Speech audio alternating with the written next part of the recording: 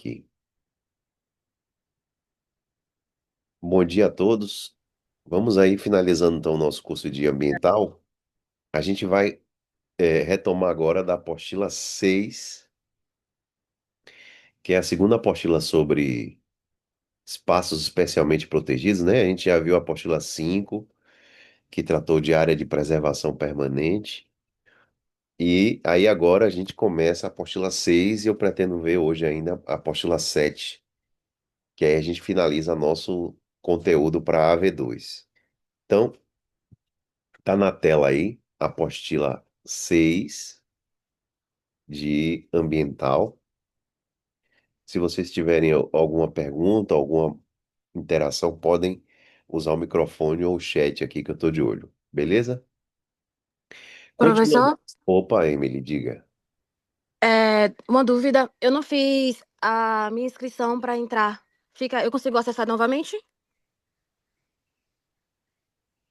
Pode acessar. Aqui é pelo Zoom, você só precisa clicar no link. Enquanto estiver rolando a reunião, você entra. Tá. E a sua V2 é a partir da apostila 4, certo? Isso é. O foco principal é a partir da 4. Mas assim, pode ser que alguns conceitos gerais, tipo a parte de princípios e tal, a gente ainda mencione porque é uma consequência lógica, né? Às vezes a gente não consegue fazer uma divisão muito separada, mas prioritariamente vai ser a partir da apostila 4 mesmo, Obrigada, professor. viu? Tá bom, valeu. E eu vou deixar gravado também essa aula. A ideia é que essa aula fique gravada aí. Esses blocos, eu pretendo dar hoje 3 ou 4 blocos de meia hora, 35 minutos, para a gente conseguir encerrar o tempo. Então vamos lá. Me perdoem já aí, eu tô um pouco gripado aí, não sei se foi a mudança do tempo, mas tô aí resfriado. Não é nada demais não, mas a voz fica alterada. E dando continuidade, a gente está na apostila 6, né? De espaços territoriais especialmente protegidos. E depois de ter visto o APP, Área de Preservação Permanente, a gente passa a estudar reserva legal. Amigos e amigas, reserva legal tem relação direta com imóveis rurais, viu? Imóveis rurais. Quando a gente está falando de reserva legal é uma parte do imóvel rural que vai ser é, protegido, vai ser especialmente separado, resguardado, para ser transformado em reserva legal. Quem instituiu a reserva legal foi o Código Florestal, artigo 3º, inciso 3 do Código Florestal, que estabeleceu a chamada reserva legal. Então, reserva legal é uma área de pelo menos 20% do imóvel rural que vai ser destinado para a reserva legal. Beleza? Então, reserva legal, a gente vai ver o conceito agora de reserva legal, entender melhor o que é uma reserva legal. O que a gente precisa entender desde já é que todo imóvel rural, toda fazenda, toda propriedade rural, ou seja, que não esteja em área urbana, que esteja fora do perímetro urbano, este imóvel precisa destinar uma parte dele a título de reserva legal. Beleza? Então, o que que é reserva legal? Qual é o objetivo dela? É assegurar um mínimo ecológico do imóvel. Então, é resguardar o mínimo ecológico do imóvel. E a natureza jurídica da reserva legal é de limitação do uso da propriedade. É uma limitação administrativa. O que que isso quer dizer? Quando a gente fala que a natureza jurídica da reserva legal é uma limitação administrativa, quer dizer que o proprietário ele continua sendo dono daquela área. Ele só vai ter uma limitação nos poderes da propriedade, né? No exercício dos poderes da propriedade, ele vai ter algumas limitações. Mas ele continua, é o que a gente chama de limitação administrativa, mas ele continua como proprietário. Então, o fato dele continuar como proprietário não gera um direito à indenização quando da instituição da reserva legal. A gente vai ver as unidades de conservação. Nas unidades de conservação, algumas não são permitidas a propriedade privada. Nessas que não são permitidas a propriedade privada, o proprietário tem que ser desapropriado, desapossado da área. Aí sim gera direito de indenização. Já a reserva legal, como é apenas uma limitação administrativa, não gera dever de indenização, beleza? Os proprietários continuam como possuidores da área, mas eles vão ter limites no exercício, nos plenos poderes do direito de propriedade, em favor do interesse público, né? Então, não há um desapossamento, nenhuma desapropriação da área. Então, a instituição de uma reserva legal não é indenizável, beleza? Fiquem atentos a isso, reserva legal diz respeito a imóveis rurais. Pelo menos 20% do imóvel rural deve ser reserva legal e essa área não é indenizável. Para a gente entender o conceito de reserva legal, a gente tem que entender primeiramente o conceito de Amazônia Legal, que a gente vai ver que são conceitos interligados. O que que é Amazônia Legal? Amazônia Legal é toda essa área aqui do Brasil que vocês veem na tela, ó, que corresponde aos estados do Acre, Amazonas, Roraima, Rondônia, Pará, Amapá e parte aqui, ó, do Mato Grosso, Tocantins e Maranhão. Então, toda essa área aqui correspondente a esses estados, Acre, Amapá, Amazonas, Pará, Roraima, Rondônia e Tocantins, e parte do Mato Grosso e do Maranhão, é o que a gente chama de Amazônia Legal. Essa Amazônia Legal, ela ocupa, né, praticamente 2/3 da floresta amazônica, porque a floresta amazônica não está só no Brasil, né? Nos países ao lado, aqui ó, a gente consegue ver melhor agora, a floresta amazônica está aqui, 69%, né, da floresta amazônica é brasileira, por isso que se diz que a floresta amazônica ela é brasileira. Mas na verdade a gente tem uma Amazônia brasileira, que é a maior parte, e uma Amazônia internacional que está aqui na Bolívia, Peru, Equador, Colômbia, Venezuela e Guiana francesa e Guiana inglesa e Suriname. Então vejam que a gente tem a Amazônia, o bioma de floresta amazônica, não só no Brasil, né? Floresta amazônica, não só no Brasil, mas também em outros países. Mas a Amazônia Legal é o que corresponde a essa área aqui, dentro da gente. E por que que esse conceito é importante?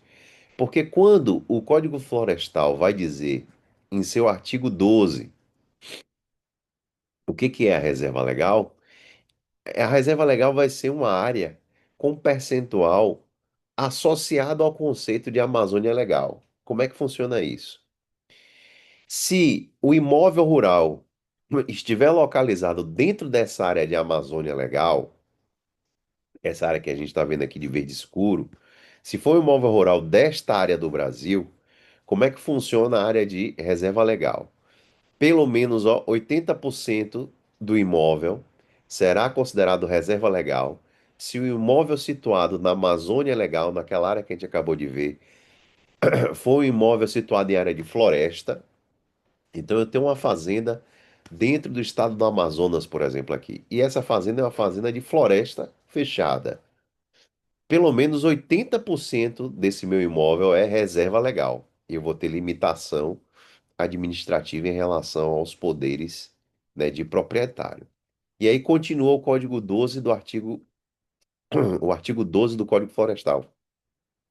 Se o imóvel estiver situado na Amazônia Legal, naquela área que a gente viu grande do Brasil, mas o imóvel não estiver em área de floresta, mas sim em área de cerrado, pelo menos 35% da área do imóvel tem que ser destinado para reserva legal.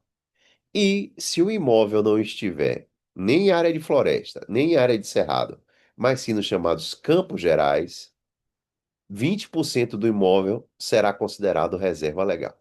Então veja que há uma gradação, né? Em área de floresta amazônica, 80% do imóvel é reserva legal. Em área de cerrado, estando dentro desta porção do Brasil, pelo menos 35% do imóvel será considerado reserva legal. E nos chamados campos gerais, 20% do imóvel rural será considerado reserva legal. Reparem que a Bahia, ela não faz parte aqui, né? A Bahia não está aí. Então, Na Bahia, como é que funciona a área de reserva legal? Na Bahia, a área de reserva legal é exatamente essa aqui, ó, 20%. Porque, ó, se a área rural não estiver na Amazônia Legal, que é o caso aqui nosso da Bahia, a área do imóvel correspondente à reserva legal será de um percentual mínimo de 20%. Por que que a gente tem falado em percentuais mínimos de 80, 35 e 20%? A gente tem falado em percentual mínimo porque essa área de reserva legal, ela pode ser aumentada ou até mesmo diminuída, viu? Ela pode ser aumentada, mas em alguns casos até diminuída, de acordo com o que diz os parágrafos 4º e 5º do Código Florestal, né? Que diz que áreas de reserva legal localizadas em floresta poderão ser diminuídas em alguns casos, caso algumas exigências legais sejam atendidas. Também as áreas de reserva legal poderão ser ampliadas em até 50%. Normalmente o que acontece é isso, viu? É um ampliamento da área de reserva legal por conta da biodiversidade importante existente, existente naquele imóvel rural. Beleza? Então tá aí. Área da reserva legal. Os percentuais são estes, mas aqui na Bahia, como é que funciona? Ó, 20%. Então, quer dizer, professor, que qualquer imóvel rural, qualquer fazenda situada na Bahia, tem pelo menos 20% de reserva legal? Exatamente. É isso aí. Então, se você vai em uma fazenda aqui na Bahia a partir de hoje, você pode saber que 20% daquela área tem que ser destinada para ser reserva legal. E quem é que Professor, eu tenho uma estabelece? dúvida. Diga, pode dizer. Des- Desculpa te interromper, tá conseguindo me ouvir? Ô, Como é que funciona essa questão da reserva legal na Chapada Diamantina, situada na Bahia, por exemplo? Porque aqui eu vejo muitas pessoas construindo, comprando, destruindo também. Mas se é uma reserva legal, é por assim, quê?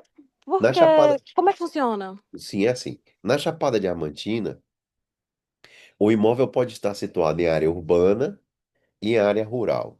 Se o imóvel estiver situado em área urbana, ele não tem essa restrição. Quem vai dizer quais são os critérios de construção são as normas municipais, né? A SEDUR, vamos dizer assim, do município, a Secretaria de Desenvolvimento Urbano, vai dizer como o que pode, o que não pode, até quantos andares pode, qual é a área máxima dentro do imóvel que pode construir, por aí vai. Se o imóvel for considerado um imóvel rural, aí este imóvel tem que preservar pelo menos 20% de sua área como a título de reserva legal. E quem é que estabelece essa área dentro do imóvel? Quem estabelece qual vai ser essa área de reserva legal dentro do imóvel rural é o órgão estadual de meio ambiente. No nosso caso é o INEMA. Então, é o INEMA que deve estabelecer. Agora, pode ser que existam, inclusive, outras camadas de proteção na Chapada Diamantina. A Chapada Diamantina é um parque nacional, né? Que a gente vai ver que é uma unidade de conservação. O Parque Nacional é um tipo de unidade de conservação que, por si só, também já traz uma série de regras protetivas. Então, se a construção estiver acontecendo em um imóvel rural e estiver invadindo a área de reserva legal, essa construção é irregular. Aí a denúncia que cabe, o que eu sugiro é reportar este fato ao INEMA, que é o órgão estadual aqui na Bahia, que é responsável por determinar a localização da área de reserva legal. Então, tem que analisar caso a caso, ver se o imóvel está situado primeiramente na área urbana ou na área rural, que às vezes o imóvel já está na área urbana, né? Aí não tem reserva legal. Mas se estiver situado em área considerada área rural, aí pelo menos 20% do imóvel tem que ser destinado para reserva legal. Beleza? Beleza, professor, foi realizada uma denúncia Sim. num local chamado Conceição. Hum, E essa casa estava sendo construída numa cachoeira próxima. Na verdade, essa casa não, uma passagem estava sendo construída próxima a uma cachoeira que fazia parte da casa desse homem e ele liberou o acesso para as pessoas conseguirem ir para essa cachoeira. Fizeram a denúncia, só que não foi o INEMA que apareceu, foi a Polícia Federal. Procede isso? A Polícia Procede, Federal procede invadiu. porque o parque, como é um parque nacional, é uma unidade de conservação instituída pelo Poder Público Federal. E quando a unidade de conservação é instituída pelo Poder Público Federal, quem toma conta dela é o ICMBio, que é um órgão federal, e qualquer questão envolvendo uma unidade de conservação federal, quem atua são os órgãos federais, como por exemplo a Polícia Federal, nesse caso aí, um caso deve ter acontecido a denúncia de algum crime ambiental, alguma conduta típica que esse proprietário cometeu, prevista na Lei 9.605 de 98, que é a Lei de Crimes Ambientais, que motivou essa denúncia que deve ter levado a Polícia Federal a ir lá investigar, né? Ver o que é. Então, por que que a Polícia Federal atuou aí? Porque provavelmente o imóvel está situado dentro de uma unidade de conservação federal. Entendeu? Então é assim que funciona a investigação. Entendi, professor. Entendi. Ele estava construindo perto do rio. Pode, Entendi. pode. Mesmo o rio sendo, entre aspas, dele, uma parte Se dele. a gente já viu na aula passada que a margem do rio, por exemplo, é a APP, Área de Preservação Permanente. E nessa área não se pode construir nada, é uma área não edificante, como a gente chama, né? Não pode ser construído nada. Então, se o cara estava construindo dentro da faixa de APP do rio, essa construção é irregular. Essa construção tem que ser demolida, desfeita e o rio e a margem do rio tem que ser recuperada. Talvez tenha sido isso. Tem um tipo específico para construções irregulares em áreas de proteção. Há um crime, né? Um tipo penal, inclusive, previsto lá na Lei de Crimes Ambientais sobre isso. Deve, talvez tenha sido por isso aí. Professor, muito obrigada, tá? Pelas dúvidas sanadas. Valeu, Emily. É, outra questão que se pergunta sobre tem alguém só que está com o áudio, parece que está com o áudio ativo, pedir só para dar um mute aí. Outra questão que se pergunta é o seguinte: se na minha fazenda eu já tenho uma área de APP, por exemplo, eu tenho um rio passando na minha fazenda, as margens desse rio são APPs. Se eu já tenho a área de APP na minha fazenda, eu posso descontar essa área no cômputo da área da reserva legal? Sim, pode sim, é admitido este cômputo. O próprio Código Florestal, no artigo. Perdão, deixa eu fechar o WhatsApp aqui, senão ele fica apitando. O próprio Código Florestal, no artigo 15, ele diz o seguinte: se no imóvel rural tiver já APP, vamos imaginar que 5% da área do imóvel seja área de preservação permanente. Já tem uma proteção ali, né? A APP tem uma proteção, inclusive, maior do que a área da reserva legal. Eu posso admitir o cômputo dessa APP, ou seja, eu posso diminuir esse cômputo dessa área na minha área de reserva legal. Então, ao invés de 20%, já que já tem 5% de APP, eu posso ser obrigado a instituir apenas 15% de reserva legal. Então, área de APP é admitida no cômputo do cálculo do percentual da reserva legal do imóvel rural. Beleza? Então tá aí. Esse é um ponto importante também, que vira e mexe, cai em prova essa pergunta. Deixa eu ver outra coisa importante aqui. Tem alguns empreendimentos rurais, alguns imóveis rurais, que não precisam destinar área para a reserva legal. Tem alguns imóveis rurais que não estão sujeitos à construção da reserva legal. Por quê? Porque esses imóveis rurais, eles já abrigam empreendimentos de utilidade pública ou interesse social. Então, por exemplo, nas áreas onde se localizam empreendimentos de abastecimento público de água, de tratamento de esgoto, tem uma fazenda, por exemplo, que tem uma estação de tratamento de esgoto instalada. Então, como eu já tenho uma área destinada para o bem público ali, para atender um serviço público, eu não preciso, eu sou dispensado, neste caso, de constituir a reserva legal. A mesma coisa, ó.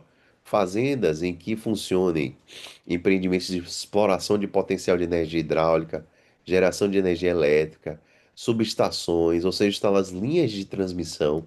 A gente viajando aqui na Bahia é muito comum, aqui na BR-324, por exemplo, a gente, em alguns momentos da rodovia, a gente percebe aqueles grandes postes, né, de, de transmissão de linha elétrica, de energia elétrica, aqueles postes imensos assim que parecem pequenas torres Eiffel, né? Aquilo ali, o imóvel que abriga, que passa aquelas linhas de transmissão, ele não precisa instituir reserva legal, ele está dispensado porque já funciona, já está localizado no imóvel o empreendimento de função pública, né? Então, linhas de transmissão, distribuição de energia elétrica. E por aí vai. Também, ó, se passa no imóvel rural ferrovias e rodovias, também não há necessidade de instituir, de constituir área de reserva legal.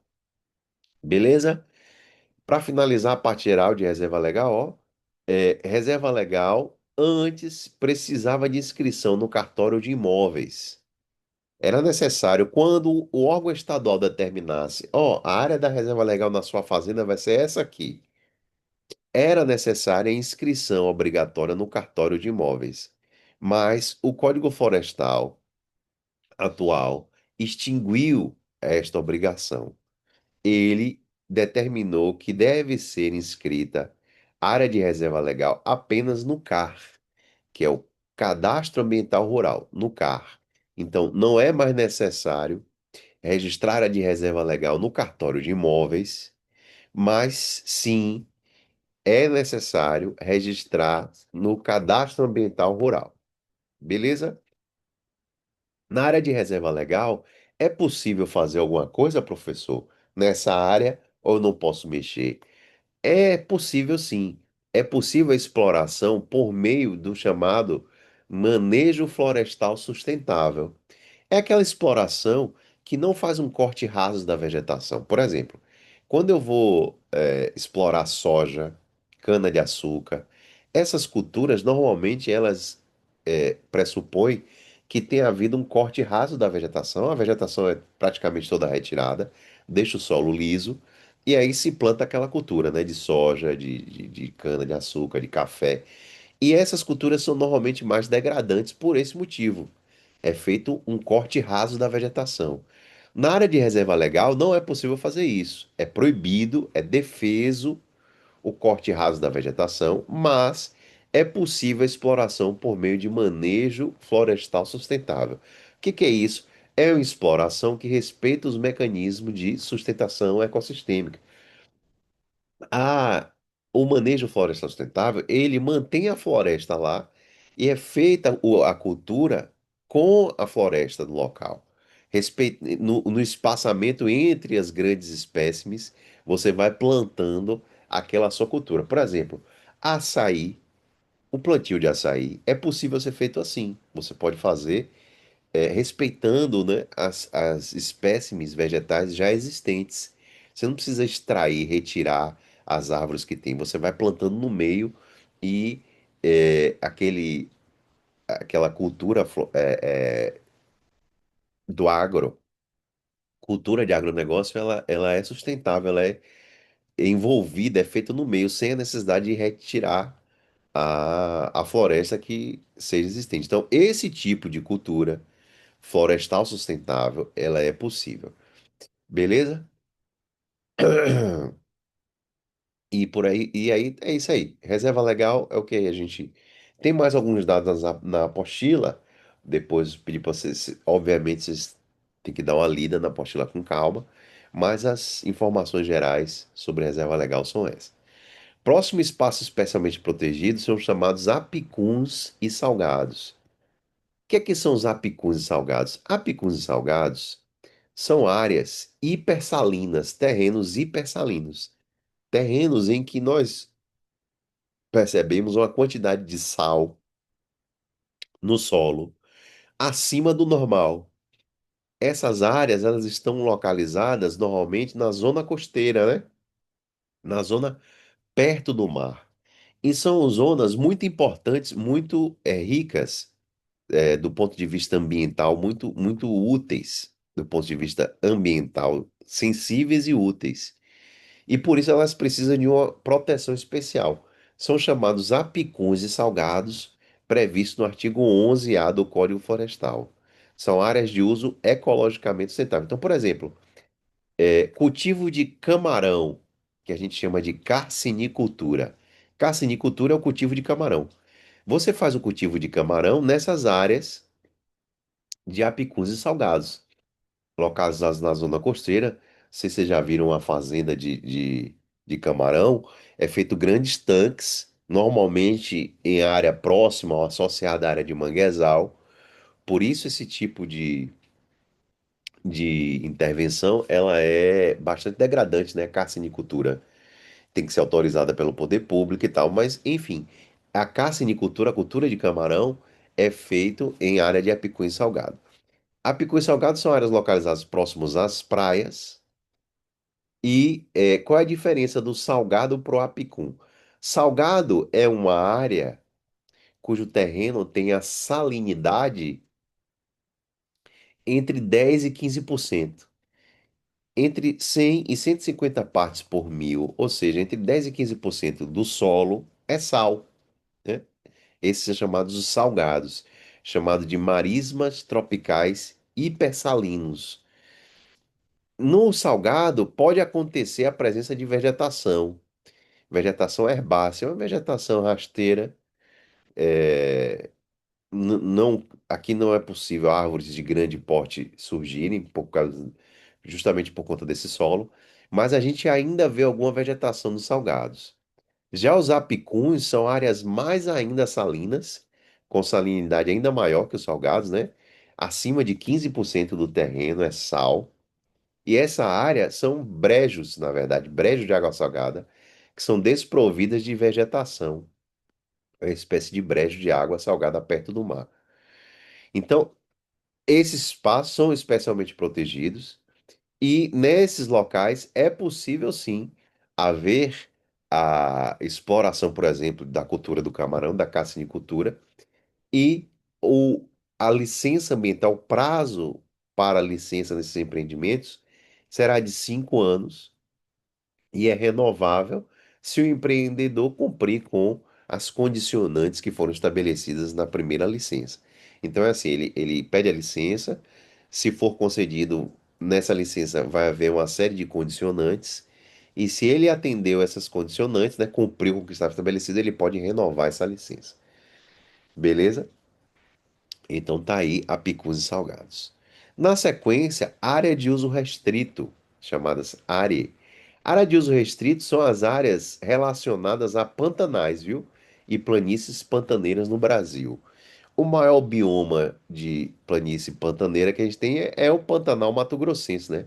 Que é inclusive considerado um patrimônio nacional pelo artigo 225, parágrafo 4 da Constituição.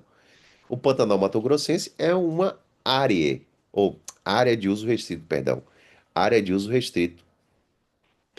E a ideia é permitir que aconteça uma exploração economicamente sustentável. Então, nas áreas de uso restrito, nas áreas de pantanais e planícies pantaneiras, é possível a exploração comercial, mas desde que seja economicamente sustentável. Beleza? É possível também o manejo florestal sustentável e o exercício de atividade agrocívio-pastoril. Professor, a gente tem planície pantaneira aqui na Bahia? Tem. A gente tem na Bahia. Na Bahia tem de tudo, viu? Só não tem floresta amazônica, mas tem de tudo aí. Cerrado, Caatinga, Mata Atlântica, planície pantaneira. Bahia realmente é um negócio fora de série. Na sequência, ó, áreas verdes urbanas, outros espaços especialmente protegidos. A gente conhece muito essa área. A gente tem aqui, por exemplo, o Parque de Pituaçu, aqui em Salvador, o Parque da Cidade. São áreas verdes preservadas dentro dos centros urbanos, por isso chamadas áreas verdes urbanas, que são definidas como os espaços públicos ou privados, a depender do que seja estabelecido no PDDU, né? No plano diretor. Regra geral, essas áreas são indisponíveis para a moradia, viu?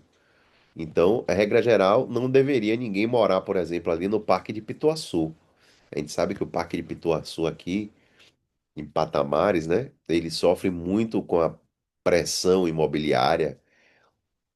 Vira e mexe tem denúncia de construções lá irregulares, mas, regra geral, a área verde urbana ela está indisponível para a construção de moradia. São áreas destinadas para recreação, lazer e melhoria da qualidade ambiental urbana, né? Melhora o microclima das regiões associadas ao Parque Verde Urbano. E também é destinada à proteção de recurso hídrico. A gente vê, a gente tem uma grande lagoa ali, né? No Parque de Pituaçu. Hoje em dia é muito perigoso, mas antigamente era muito legal fazer o passeio de bicicleta ali ao redor da lagoa, que é uma lagoa imensa, né? Acho que dá 10 ou 11 quilômetros esse passeio. Enfim, áreas verdes urbanas são criadas pelo PDDU, né? PDDU. E no nosso PDDU, que é a Lei 9.669 de 2016, a gente tem várias áreas verdes urbanas e várias passagens sobre a necessidade de criação ou preservação de área verde. Beleza? São chamadas aqui áreas de uso especial. Tá aí. Aí a gente chega agora nas unidades de conservação. É o nosso último ponto de espaço especialmente protegido e é o maior ponto, né? Que são as unidades de conservação, que é um tipo de espaço especialmente protegido que tem uma lei específica, viu? Unidade de conservação é um tipo de espaço especialmente protegido tão importante que ganhou sua própria lei, a Lei 9.985 de 2000, que é a chamada Lei do Sistema Nacional de Unidade de Conservação, Lei do SNUC, Lei do Sistema Nacional das Unidades de Conservação da Natureza. Beleza? Por que que esse assunto é grande e a gente não pretende aqui no curso Direito saber tudo sobre unidade de conservação? A gente não tem como saber tudo porque é muita coisa. São 12 modalidades de unidade de conservação, só para vocês terem uma ideia. 5 de proteção integral e 7 de uso sustentável. Então, qual é a nossa meta aqui no curso de Direito? É conhecer, saber quais são as unidades de conservação de proteção integral e quais são as de uso sustentável. E especialmente saber identificar em que tipo de unidade de conservação é possível que o particular continue morando e em que unidade de conservação as áreas particulares deverão ser desapropriadas. Beleza? Então tá aí. Primeira unidade de conservação no Brasil foi o Parque Nacional de Itatiaia, criada lá por Getúlio Vargas em 37. Mas a nível mundial, a primeira unidade de conservação foi o Parque de Yellowstone. Eu não sei se vocês lembram, se vocês pegaram ou assistiram já o desenho animado de Zé Colmeia. Zé Colmeia era um urso, né? Preguiçoso que vivia comendo a comida dos visitantes do Parque de Yellowstone, que é o primeiro parque nacional criado lá nos Estados Unidos em 1872. Beleza? Então, aqui a nossa lei estabelece dois tipos de unidade de conservação.